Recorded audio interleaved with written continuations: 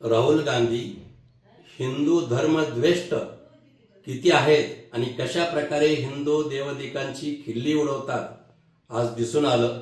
काही दिवसापूर्वी पंतप्रधान नरेंद्रजी मोदी यांनी समुद्रात जाऊन श्रीकृष्ण पूजन केलं होतं।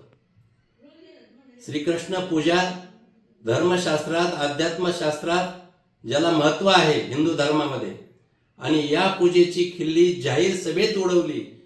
खरं तर ही अत्यंत निषेधार्थ गोष्ट आहे। अशा प्रकारची खिल्ली राहुल गांधीनं उडवणं।